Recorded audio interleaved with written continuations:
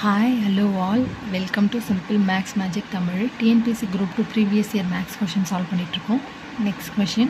The difference between the simple interest and compound interest for 2 years for a principal of rupees 5,000 at the rate of interest 8% per annum is அப்படின்னு கேட்டிருக்காங்க.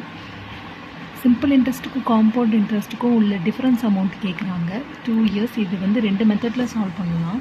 First method 1. Simple interest formula PNR by 100.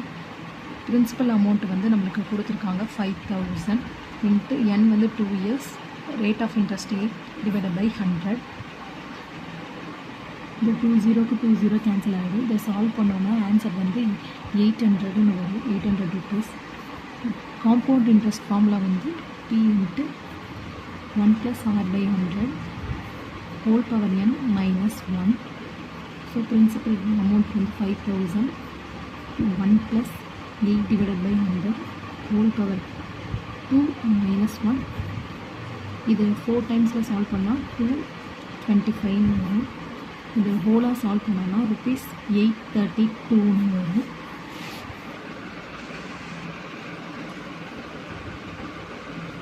CA minus SIயோட difference தான் கேட்டிருக்காங்க.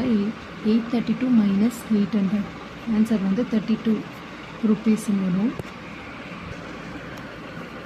Method 2 எப்படின்னா, for 2 years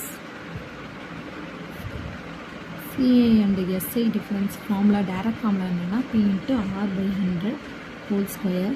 so 5,000 into 8 divided by 100 whole square. 4 டைம்ஸில் cancel பண்ணோன்னா இது twice, இது 25. 5,000 into 4 divided by 625. So இது வந்து கேன்சல் பண்ணோம்னா 8 டைம், 8 4s are 32 rupees வந்து 32 தான்.